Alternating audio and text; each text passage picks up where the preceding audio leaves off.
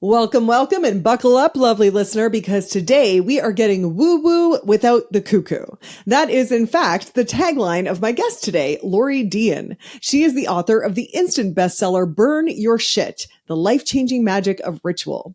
Lori is a member of the Peguis First Nation from Cree and Ojibwe descent, and she leads rituals and does tarot and moon ceremonies informed by her Indigenous heritage, but also reflecting her signature humor and storytelling, which, dude, I think you're going to absolutely love.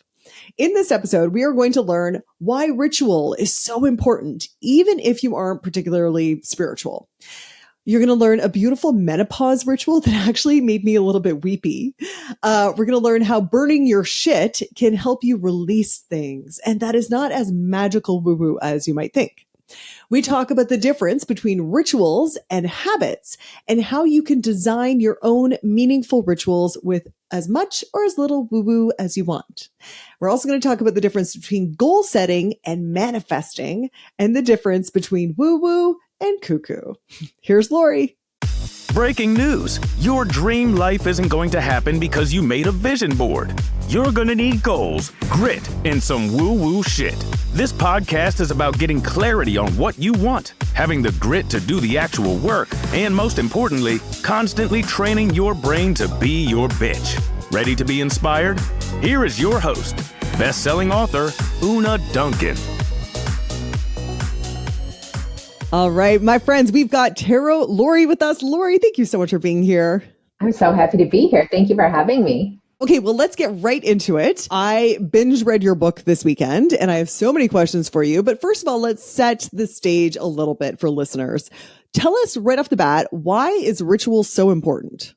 Rituals are what weave together the fabric of humanity. We bonded and protected each other and built societies around rituals. And the reason that they persist thousands of years later are because they work. They are a way for us to connect to our communities, to connect to the divine, to connect to ourselves.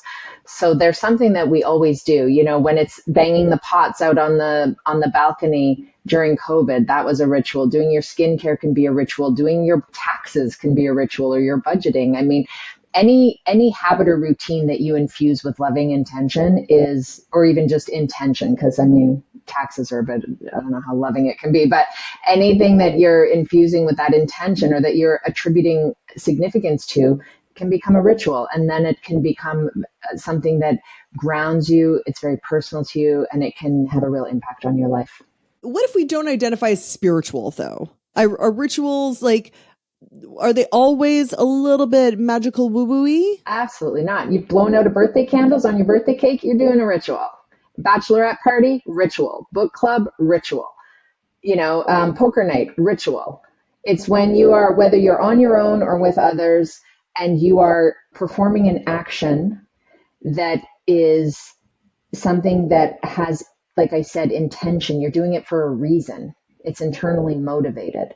You know, when one person runs out of their house to get to work and grabs a coffee every morning at Starbucks, like that can be considered a ritual if you think about it, because it's something that you rely on, and it's something that kind of just lets you know, okay, it helps you land in the moment that you're in. I'm going to work. I'm preparing for work. When I wrote my book, it was like I had my writing socks on, and I had my special tea that I drank, and I had my, I'd have little things around. So that's not necessarily, there's nothing spiritual about any of this. I mean, for my thing, maybe a little bit, but the poker night's not spiritual usually. Yeah. So, I was going to ask you about the poker night, because I was like, whoa, is that a ritual? Like what makes it a ritual versus just something that one does? Yeah. Often we're kind of doing rituals and we don't realize it. That's the thing.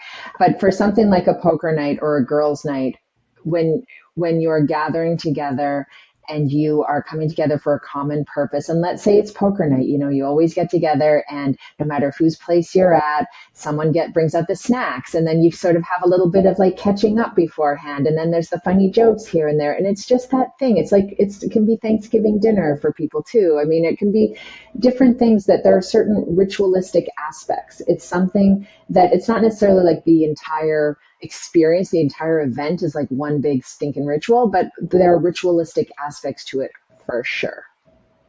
Got it. Okay, so this is what I'm thinking of it as, and you tell me if I'm right or wrong. I'm thinking of it, it's just like the loose structure of our behaviors, or what we do. So even when we get on Zoom, there's a certain like, everyone, is everyone here? Are we like, and then we have like a little structure of a The meeting. protocol. Yeah. Yeah. So it's just kind of what prevents us from descending into chaos. Is that too much to say that about rituals? Not really. I mean, kind of there, and the science. I mean, the book I wrote, I did a lot more research than I anticipated, because I just started looking up, just some information to substantiate some anecdotes that I was putting in, or to say like, oh, I wonder if this has ever been proven. And then I would go in these deep dives about all of these, the science and the psychology behind ritual. If you knock a table 3 times every time you eat a carrot, there have been studies to prove that that carrot will taste better than someone who just eats the carrot. Like, And just it's things like that. because It's wild. you're just training your brain to be like, it's carrot time. We're going to pay attention to the carrot. Is that why it tastes better? Because you're just making present? it's like, yeah, it's kind of in a weird way, like, and it's just to sort of really simplify it. It's very much like your brain is like, ooh, okay, it's carrot time. This is serious because we did the knock, like, and it's a thing that's happening that you're not consciously aware of. It's kind of like when people are doing wine tasting, they do the whole swirling of the glass and the smelling and the ba ba ba ba. I mean, part of that is, sure, it releases the ambrosia of the drink and la la la, but it is also activating something in your brain that is saying, oh, this is important. Churchill, was it Churchill? Yeah, I think it was Churchill, used to sit in his bed every morning and would like have some booze, like whiskey or something, and do his morning papers and stuff before he even got out of bed every day at like, and then at noon he would get up. I think it was Benjamin Franklin, who would do what he called it, like air bathing, which is basically sitting naked at his desk by an open window, doing his morning work, and that's just his thing. Great. Someone else doing their skincare routine at night, or hopping in a bath, that can be super ritualistic when you put in the Epsom salts. You don't have to be throwing in essential oils and crystals in the tub. And I give a lot of detail about what crystals to maybe not throw in the tub, because not all of them like water, and certain aromatics are not good for your private parts. So don't be throwing those in the water. But they can activate something in our brain. A lot of the rituals we do interact with the vagus nerve and activate your parasympathetic nervous system. They take you from that place of fight, flight, freeze to a place of rest, digest, create, strategize. It just like calms you the F down. Yeah, which we all need. Yes, so I was reflecting on rituals that, and you just really expanded my idea of what rituals are, but I was reflecting on the rituals as I kind of understood them. And I feel like some of them are maybe not dying, but they're getting really, they're changing. So for example, weddings now are usually, in my world anyway, much more simple than they used to be.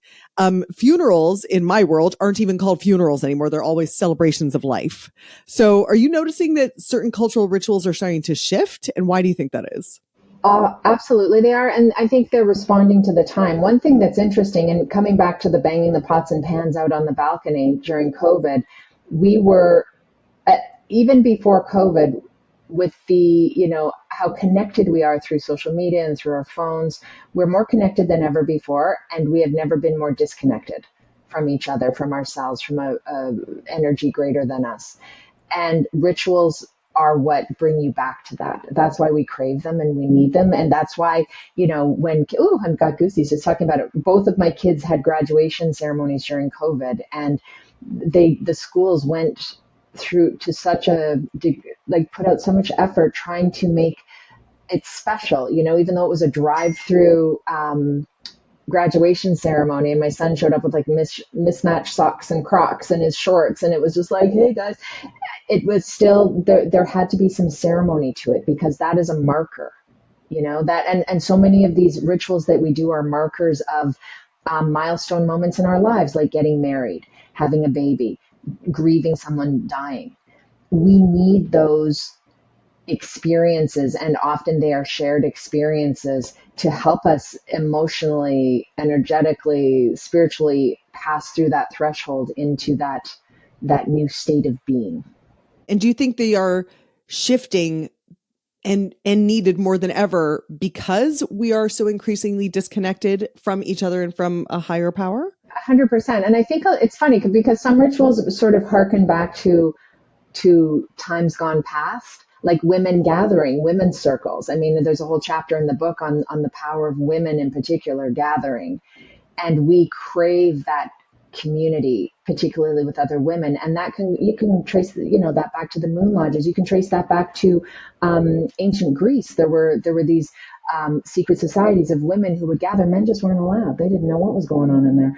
And that's a lot of what happens too. Sometimes it's disguised as a book club or a Tupperware party or some MLM thing, but we are we are being brought together because we need to be together. And so in those ways, it's kind of going back to olden times or harkening back to an earlier time. And then there are other rituals that just evolve as we evolve. People will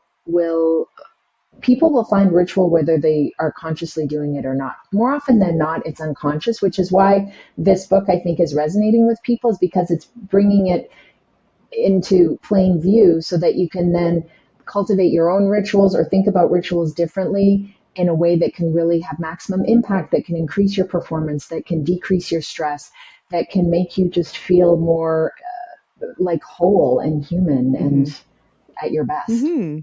Yeah. And participating intentionally in your life and your transitions. And it's funny because I'm also noticing that our culture is creating new rituals or there's gaps and people are creating their own. So for example, gender reveal parties, right? Like this is kind of a newish thing.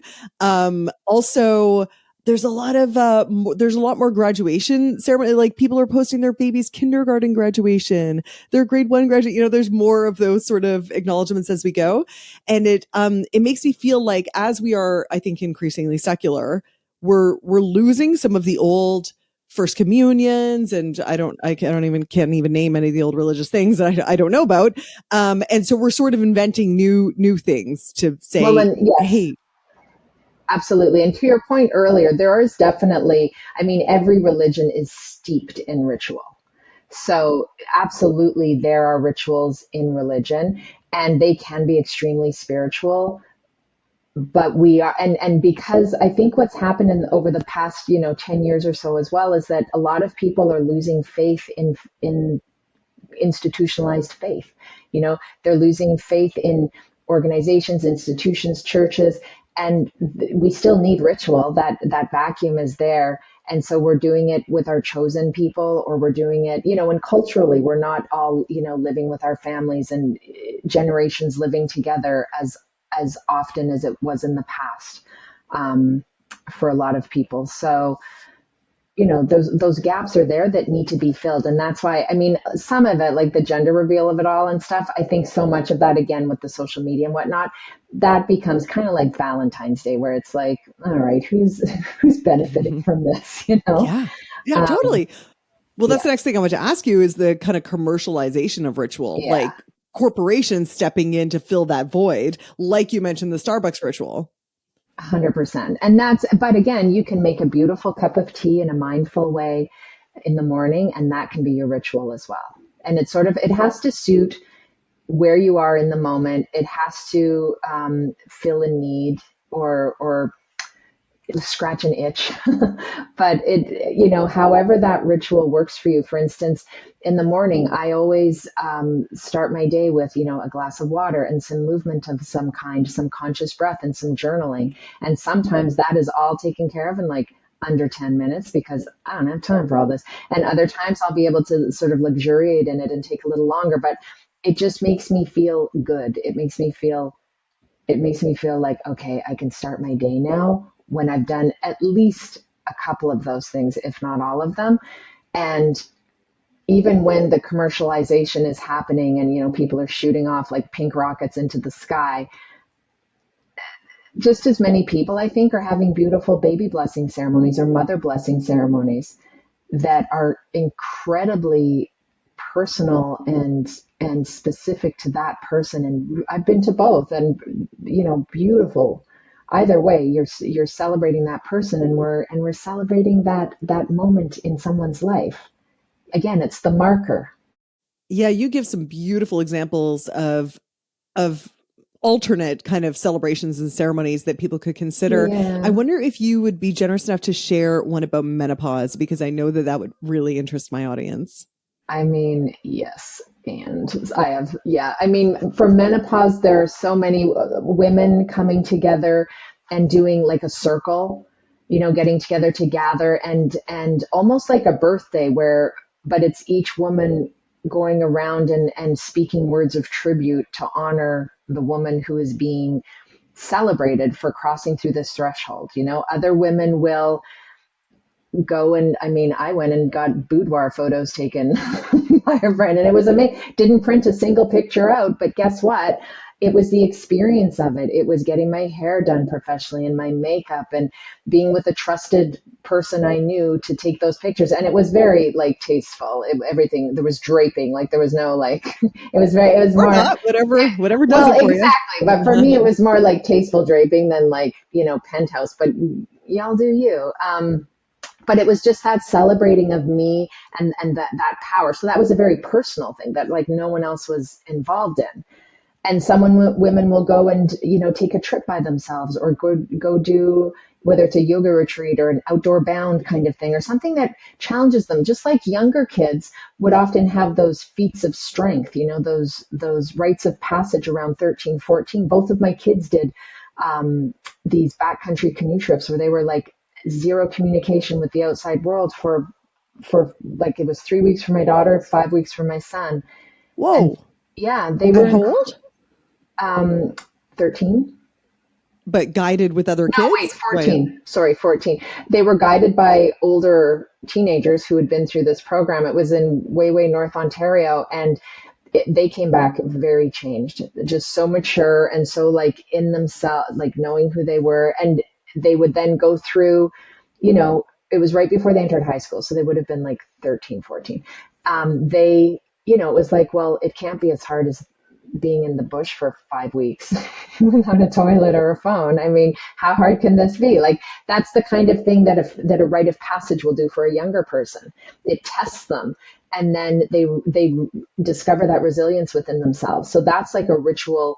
That's the power of ritual. And for a woman who is entering menopause or just going through that transition in life, just being able to even light a candle for every year that you've been alive and to just think about, just focus on that candle in that year and just see all these lights around you and write a letter to your younger self, when things changed, and then write a letter from the point of view of your younger self to you today and what she wishes you knew that she knows about you, Lori, I'm getting a little weepy here. Oh, no. Listen, when I did it, I was catatonic on the floor, like in fetal position. It can be incredibly powerful. So whether you're gathering with a bunch of babes and howling under the full moon naked, or you're crying to yourself, writing a letter to the younger you, marking the moment is important because it is just as significant in terms of a life moment as the rite of passage into puberty and adolescence. It's that exiting from that stage, and that's worth marking. And also it's acknowledging the wisdom that's been earned, the lessons that have been learned, and the power that comes with not giving. Can I swear on this podcast? Or better not to. Like not giving a fuck what anyone thinks and not worrying about asking for permission. You liberate yourself through a ritual like that around menopause. Yeah. You're just reminding me that's what so many women have said to me who are postmenopausal. They're like, I don't give a fuck years. Like it's so interesting to consider how many fucks were given before. That everyone feels such a relief when they're like, okay, I'm over that stage of my life now. Yeah. Very much so. I think in your 40s becomes like you stop caring as much what people think. And then in your 50s, I'm 54, and it seems to be like not giving a rat's ass about getting permission for anything. It's more kind of like, it's my turn. What do I want? I get to have this, and I'm going to take it. I love it. Okay. So now let's talk about what you have seized in your so far in your 50s is writing this incredible book. And I want to talk about the ritual that you named your book after, Burn Your Shit. So what shit are we burning here? Are we burning like old love letters? Or are we burning our limiting beliefs, or what's happening here? Yes, yes, yes, yes, yes. The one thing you're not burning is like big physical objects. Like you're not setting the sofa on fire. You're not throwing t-shirts in a fire pit or anything. But it's taking time to reflect and consider what is holding you back from stepping into your greatest self. What is holding you back from moving forward, or what is holding you back from healing? Like just any kind of blocks in your way. And it can be deep things like limiting beliefs or long held shame, but it could also be um, uh, impatience with your kids, or um, some people would joke before, like, because we always write, I now choose to release. You're just writing on a slip of paper, I now choose to release whatever. I now choose to release anger towards this person or shame around whatever. And then you light it on fire. And as it starts to, you read it aloud, I now choose to release la la la. You light it on fire. And as it starts to burn, you say, and so it is. And I now choose to release la la la la. And so it is. And just seeing those words disappear before your eyes, it becomes it's so empowering and cathartic, because you're becoming the author of your next chapter instead of a passive reader. You are placing yourself as the protagonist of your story, not someone else's sidekick. You are not being held back by the narratives of the past that you might have not even written. And what's really wild about this ritual in particular, burn your shit, is that I've been leading and participating in moon rituals for decades. And during COVID, it was like, oh, okay, well, I guess I'll do this on my front porch. And I would just have like my friends and my sister would be on the Instagram live. And I was like, all right. And there were just a few of us. And then what ended up happening was people, just word of mouth, whatever. And now I have to haul my cookies out on my front porch, regardless of the weather, because people are joining from Kenya, Kuwait, Italy, Australia, Mexico, like all over the place. And the feedback I get consistently is just how, because I also have people send me stuff to burn on their behalf, and I'll often combine them because there are so many similar ones around like financial scarcity or my marriage or feeling unlovable or unworthy. And so I'll combine them. And I also I call it freestyling, but it's like channeling. People will send me something. I'll be like, I think it's more like this.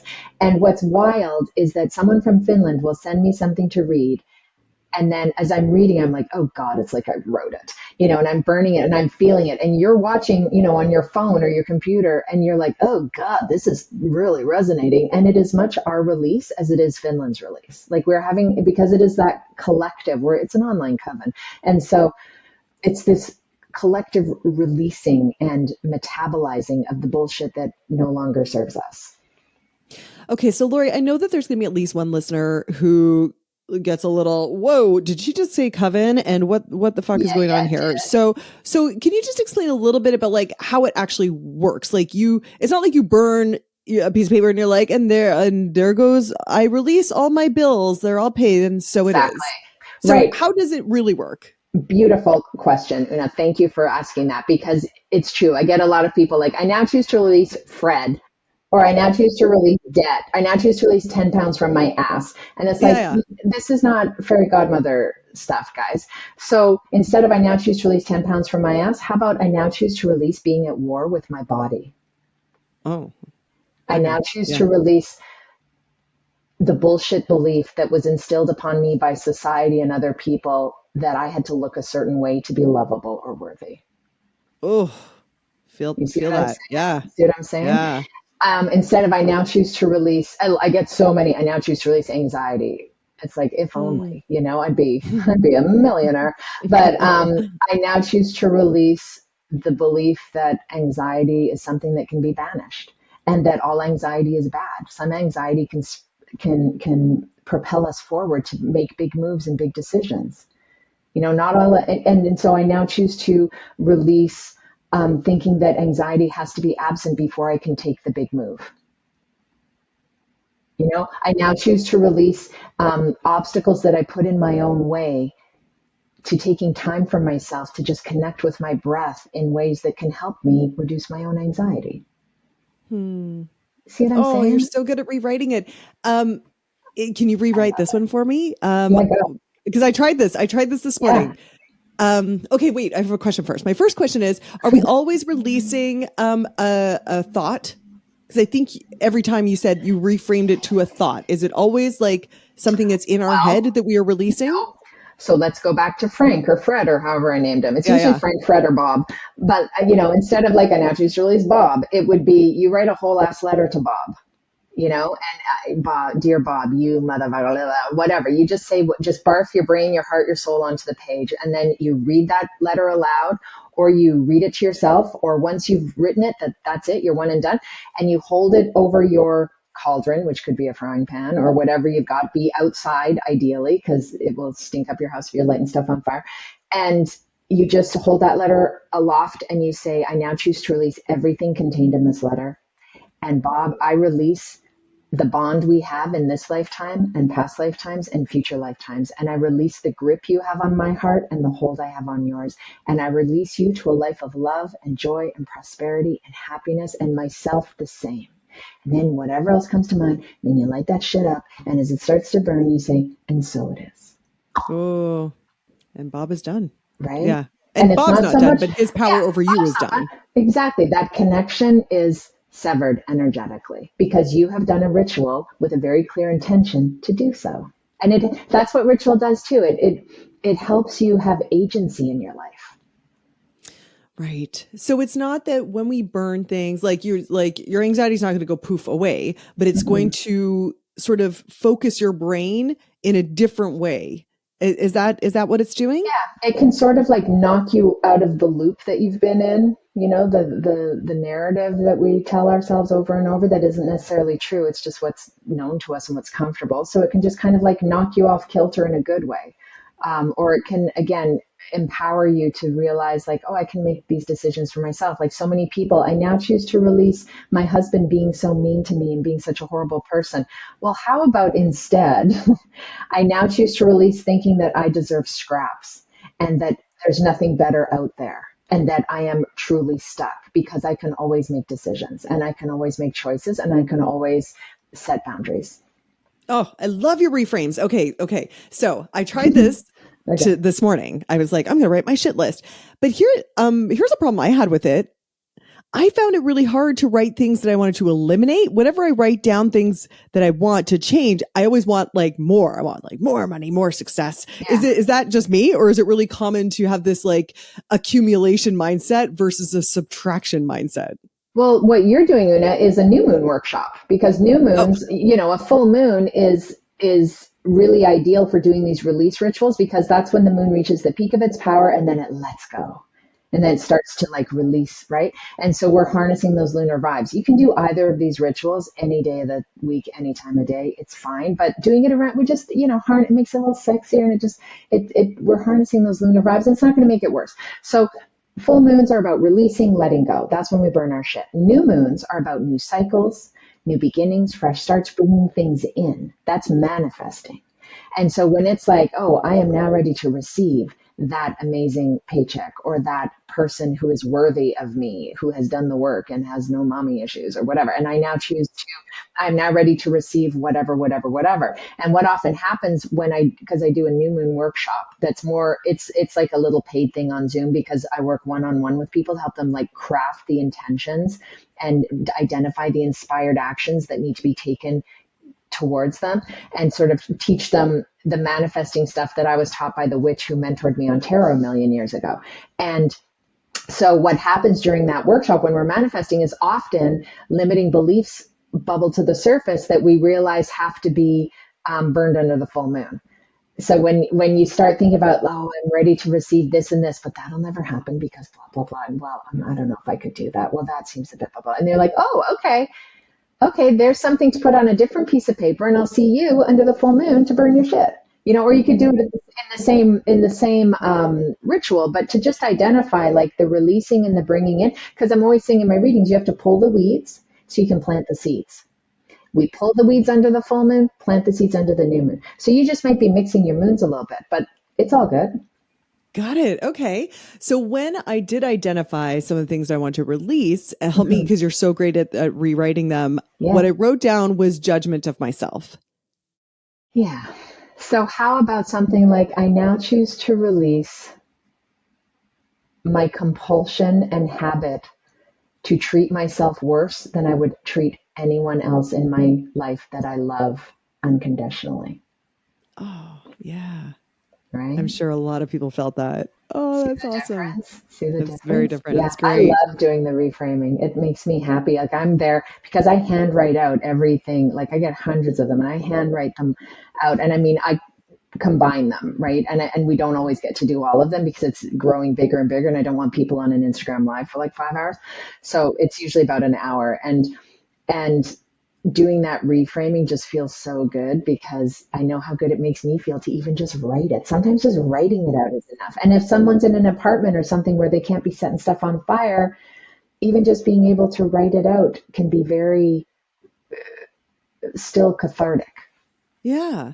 And you Yeah. said every month of the ritual, people Yeah. write in and you almost always have, there's themes, like there's almost always Oh, some body shame stuff. What are some other things that people are always writing in about? yeah. Judgment, not feeling worthy, not feeling lovable, relationship issues, financial scarcity, a job they hate but feel stuck in, toxic relationships, whether it's family, coworkers, or romantic. Um, yeah, those sort of are the big ones.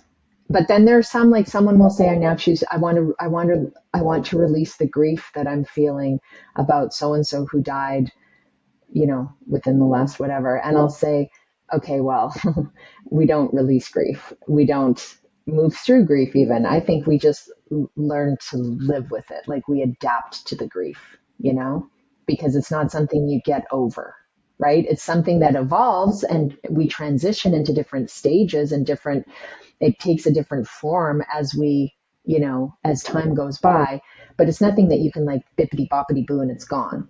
So instead, it would be like, I now choose to release thinking that grief is something I have control over, and I now choose to release thinking that grief is something that has a schedule, and instead see it as a manifestation of the love that was there and is That's still there, beautiful. and it's just being expressed differently. Right. Mm, Right. right. Lori, I wanted to pick up on something you said earlier. So, for example, you said, but you can do any of these rituals at any time. And you don't have to burn it really. And, in your book, you give all these super fun, like witchy information, like what crystals are good for what, and like what to do when the moon's in Sagittarius and all that sort of stuff. But then you also are really enabling and saying, and you can do a ritual at any time, and you can make a lipstick tube your magic wand if you want to. And I love that because it is so empowering and it really reduces barriers that people would have, in doing this stuff. But I also wonder, like, is there a point where we're just kidding ourselves that we think we can like wave a big pen around and think that we've actually cleansed the room? Like, is there a point where we're kidding ourselves and it's not really meaningful? Or what I are we would losing if we say, don't do it on a full moon and with the magic stuff? yeah, I mean, the bottom line for me is if it's not hurting anyone or making things worse, who cares? If you want to Okay. walk around waving around a lipstick. I mean, the lipstick thing was more a talking stick in a women's circle. I didn't have a wand handy or like a stick. So I just grabbed my lipstick and I was like, oh, this works. And in that moment, it worked. It was like something to hold that was like a talisman. It was something that was like a focal point. Same thing with smudging. People may not think it works, but it's not going to make things worse. And I have a lot of stories that I've heard and witnessed and experienced over the years that would indicate it absolutely works. Yeah, yeah. You tell a great story. Can you tell a story about the break-in with Oh the, my God. was it Yeah. sweetgrass? So I was working with a naturopath friend, helping her in her office, and her office was in this long narrow building. It was 2 levels and there was just a hallway down the middle and office space on either side, and it was mostly therapists and lawyers. It wasn't diamond dealers or anything crazy. And she dealt with a lot of oncology patients and the air was just really heavy. And I just asked her if I could smudge one Friday after she left early. And she said, yeah, knock your boots off or knock your socks off. And then, so I did the smudging. It smelled like pot, like it smelled like a kegger had happened because the sage can sometimes smell kind of like marijuana-ish. The accountant across the hall was just like, oh, brother, with this one. Like you could tell he was a bit peeved. And then that was on a Friday. And then I got a call from her on Sunday that police had called her. There had been a break-in. Vandals had come in to the building. They had broken into one of the offices. They had totally just bashed it apart. They weren't even looking for equipment because no one had anything. Like, it was just, there was nothing there but like massage tables. My friend actually had the most expensive equipment, and they were going from office to office through the wall. They were bashing through the walls, putting holes in the wall to get from space to space, and just being destructive. And the only space they did not touch was her space that had been smudged, and the accountant across the hall who got a little secondary smoke. Yeah. Yeah. And the officers are like, we do not know why this happened, because it's like every other office got it. Got vandalized. And the best part about that is that the grumpy accountant attributed it to the smudging. Yeah, he was just like, if you want to smudge, like, it's fine. Just, no big deal. It's no problem. Anytime. It's so funny. And just for anyone who doesn't know, smudging, as I understand it, Lori, correct me if I get this wrong, it's when you burn sage or sweetgrass or both. And then you wave it around. Yeah, and it's like that energetic cleansing, right? Mm-hmm. Yeah, the smoke is, it's an Indigenous practice. Palo Santo is something that's done with South American Indigenous people. And it's the smoke takes the negative energy in the space, and you have your windows open when you're smudging, so that as the smoke leaves, it takes all the bad mojo with it and delivers it up to Creator, where it is transmuted. Got it. Okay. Thank you for that. Yeah. And I had a question about that practice, because you write, and this is a quote from your book, these are sacred Indigenous practices, and working with these as a new age trend is disrespectful.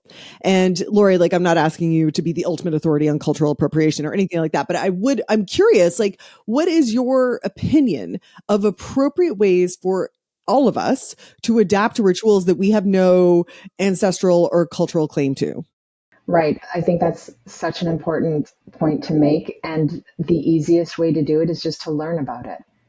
Do a friggin' Google search on what is smudging, and learn about the origins of these practices. So you learn that, this is something that is Indigenous people have been doing for centuries, and it is their way to connect with Creator.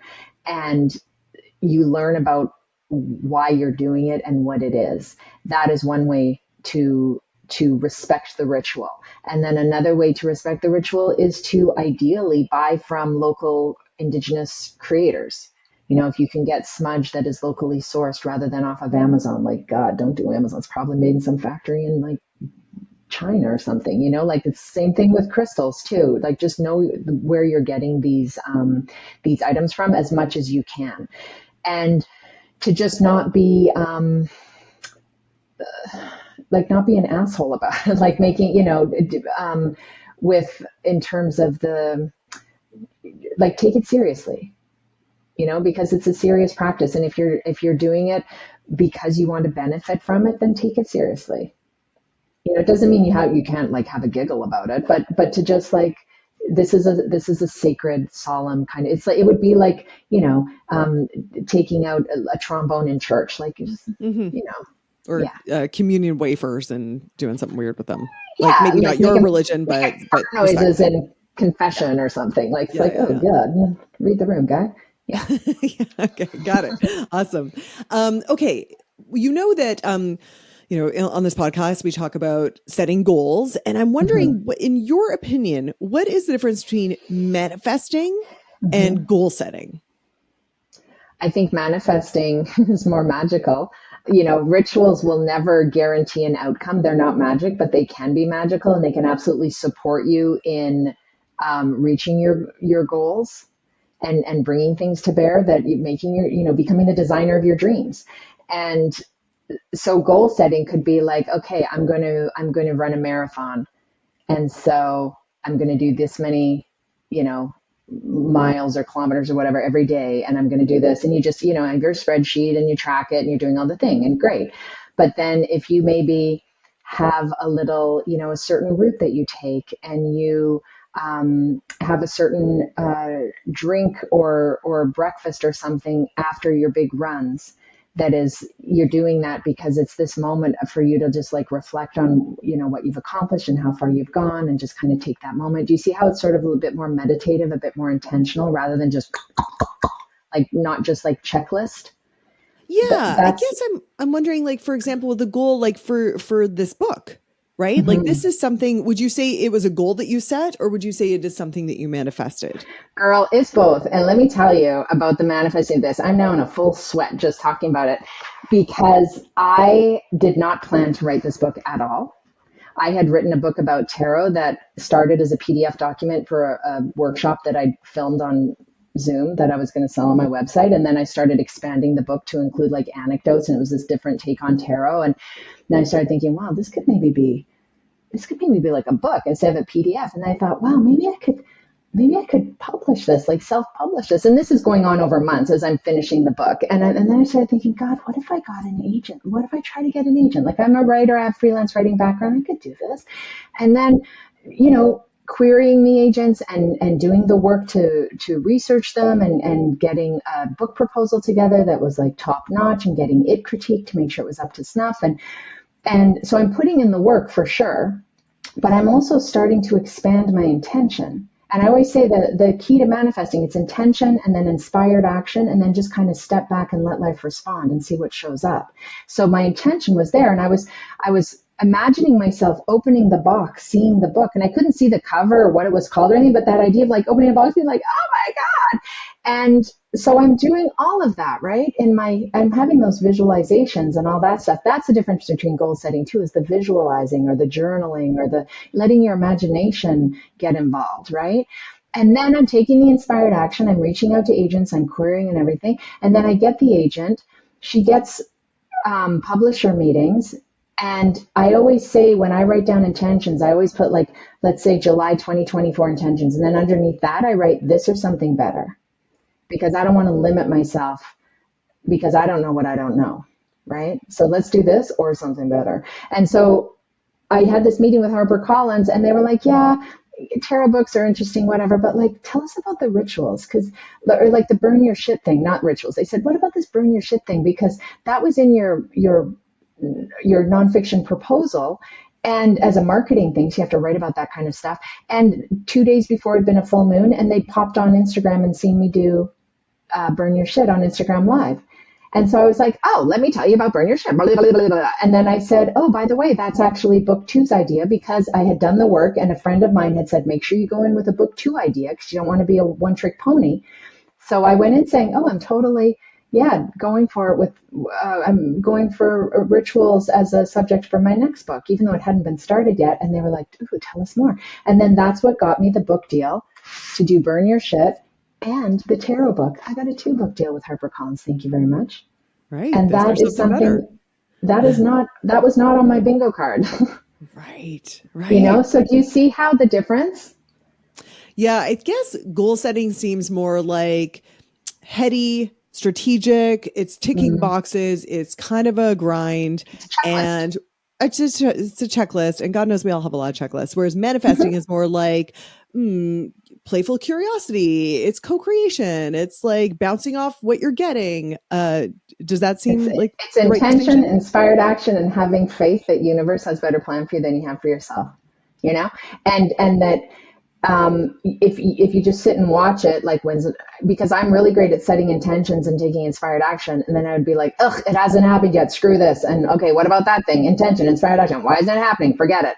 Like I needed to work. That's my life's journey, is to work on the letting go and surrendering the need to control the outcome of it all, and there are a lot of corporations who do rituals called team building or called check-ins. They're rituals, and they're even starting to talk about it. In my research, I found a lot of corporate speak, a lot of Harvard Business Review stuff is about the power of ritual for team performance, like individual and team performance is absolutely, positively, scientifically proven to be impacted by ritual. I bet. It's funny when you were talking about the letting go. I had a friend the other day who said the thing that people are getting wrong about manifesting is that the energy they're giving out is like they're a toddler kicking and screaming in the grocery store because the universe hasn't given them Doritos yet. And that's the energy you're giving off. And so no one wants to give that brat Doritos. That's what I always say. So many people, I have a problem with things like The Secret. That thing bugs me. And, the law of attraction, I believe in the law of attraction, but how people, you just get a bunch of dinglings in front of their vision board that are like, oh, when is it happening? Why haven't I moved to Paris? Like they feel like it's fairy godmother stuff. And it's like, no, guys, that's not how it works. It's the intention and the inspired action. Yeah. Like, it's So, not okay, wishful thinking. yeah. So, inspired action. So, we also talk about grit on this podcast, in which I define as the growth that happens when you push through obstacles that are on the way to your goals. So, is there any sort of grit required in manifesting, or is there a spiritual equivalent of grit? I think the idea of surrendering the need to control the outcome is grit. Ah! Right? That's And hard. because That's hard. I know, but because it's something that is so ephemeral and intangible. It's not like, going to like going to a boot camp and sweating it out and doing the grind and that, I feel the definition of my muscles. Like, it's not that, right? It's just that, like, ooh, winging a prayer, like, hope it's working, like, it's so intangible, and it's that faith. And that, I think that there can be grit that comes with faith, and that it can be a lot more difficult than a boot camp class. It's like, yeah, it's funny. I'm noticing my body reaction to that is like most people's would be if I was like, all you got to do is 1,000 burpees. They'd be like, oh, I don't want to. Yeah. And you saying you just got to have faith. I'm like, oh, I don't like that. Spiritual burpees. Yes, totally. Yeah. So you say your tagline is woo woo without the cuckoo. So what is the cuckoo, and what is the difference between woo woo and cuckoo for you? Right. So I say that, especially before I do any kind of tarot event, whether it's especially larger events or, parties and things, I say, listen, I just like to start by saying my tagline is woo without the cuckoo, because it gives people a sense of what I'm about. I take it very seriously. This is, the woo woo is the spiritual, the unknown, the tarot of it all, the psychic, the channeling of it all. It's what I do for a living, and I've been doing it for over 3 decades, but I'm not goofy about it. I'm not going to be saying, say goodbye to the dog.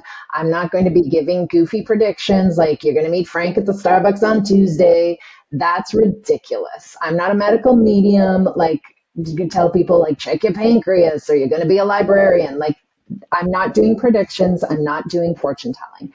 That's, the cliches of tarot reading in particular, but, psychics in popular culture of, like, the fortune teller with the bangles and the scarves, and she's nuts, and one of her eyes is traveling all over the place, and she's just like wackadoo.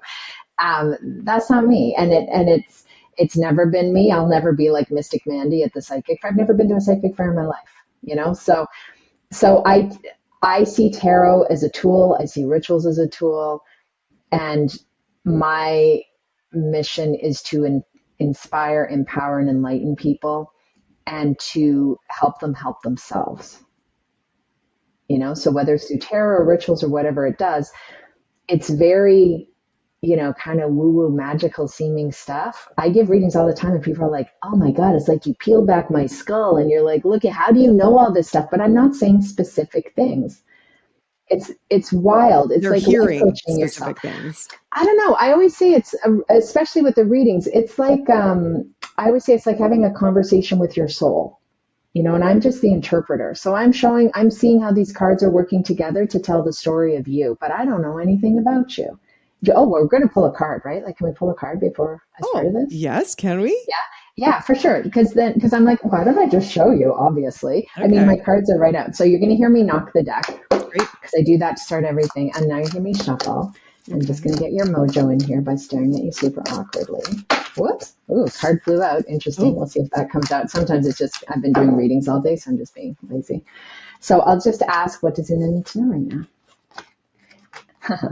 Oh, it's so funny. You're going to just be like, ugh. And then if you want, you can ask a question after, and we can pull another card. But the card you got was Justice, which for me is all about karmic justice. It's reminding you how karma is the ebb and flow of the tide. So what you're putting out is what you're getting back. You put out best efforts and intentions, it will return to you. Not when you want, because we want it yesterday. It won't look how you thought it would, because it never does, but it will come back to you, whether it's wealth, health, career, love, home, family, one or many areas of life. It's that very basic idea that output and effort is what yields results. And it's so funny because of who you are and what you do, but this is the example I give. I'm very intentional about my words, and there's always channeling and going, off-roading, but there are certain core messages I deliver for every card and every reading. And I always say in this reading, it's like if I got a Peloton and decided I'm going to be on this thing 5 hours a day. I'm going to get in the best goddamn shape of my life. But then I'm popping Doritos the whole time.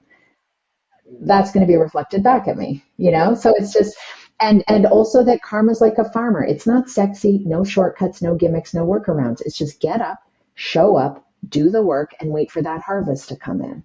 Probably not on your timeline. And it's one of two cards in the deck. I call it Cranky Grandpa card because in my head, it's an old man voice, kind of like a Clint Eastwood type going, kid, get up, put your boots on, stop farting around, get to work. So it's like a little kick in the ass from yourself to yourself. That I feel is the grit card. Yeah. Yeah. Well, it's just, it speaks to your ethos. Right. Of you as a person and a brand, right? But right. also, in terms of like the shoemaker's kids going barefoot, maybe you needed to hear someone else tell you that. All right. So you guys all just got a little spiritual bitch slap from Lori there. And Tara loves to drag. Tara loves to just be like, oh, we got your number, baby. Like it does it to me all the time. Where half the time I'm like, fuck you, Tara. God damn it. How dare you tell me what I need to know? Yeah. Did you want to ask something or are you good with that? You tell me. No, I think with that, I think I have to let that sit. Yeah. Okay. But listen, I know that everyone's going to be listening to this and they're like, whoa, where do I contact the tarot reader who says, fuck you, tarot? So please, Lori, tell everybody how they can participate in your rituals, where they can buy your book, Burn Your Shit, The Life-Changing Magic of Ritual, and where they can also get a tarot reading from you. Yeah, for sure. So my book is available wherever you get your books. It's published through HarperCollins, so Amazon, Indigo, local bookstores, indie bookstores, anywhere. And my website is tarotlori.com, and that's where you can sort of see more about doing parties, events, one-on-one readings. I do them in person. One-on-one readings are done exclusively on Zoom now. I think people are more open energetically when they're in their own space, and it also allows me to be a lot more efficient. So there aren't huge wait lists. And I'm most active on Instagram, just at tarot.lori, TAROT.LORI. And I do a card of the day every weekday morning, like a little tarot scope. I do the Burn Your Shit on Instagram Live. Anyone can pop in every full moon, 8 p.m. Eastern. And then you'll hear about other rituals I'm doing and stuff there too. Amazing. Thank you so much. I've enjoyed our conversation so much, Lori. Thank you. Me too. This has been a blast. Thank you. Hey, dude, I hope you liked that conversation. I liked Lori so much. But you know what's funny? I got a little weird when she pulled that judgment card for me. And I'm blushing again. And she told me about how what you put in is what you get out.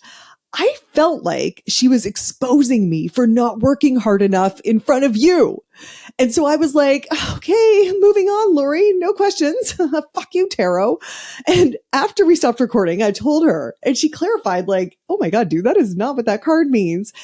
And we both agreed that it's pretty interesting that was my reaction. Which, by the way, is always the most interesting thing.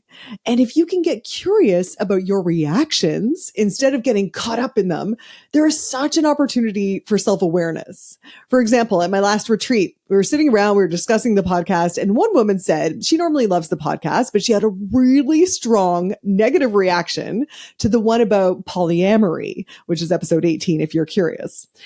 But she didn't say like, I like all your podcasts except for that one. That one was gross.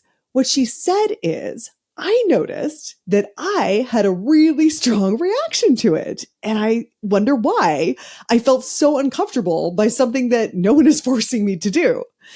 So listen, dude, whether it's a podcast episode or a tarot card or glancing at your clock and seeing that it happens to be 11:11, could be a sign. And not necessarily like it's a sign that the universe is trying to tell you something, but it's a sign that you noticed it and had a reaction. And therefore you are trying to tell you something. As always, I want to hear what you think. And if an episode about ritual and tarot cards or any episode gives you a strong reaction, I want to hear about it. My DMs are always open and I will see you next week.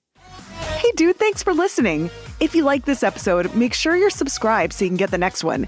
And by the way, if you rate and review this podcast, it really helps me get found by other people who need some goals, grit, and some woo-woo shit. And be sure to connect and DM me at Una Duncan on Instagram and let me know what you thought of the episode. Chat soon.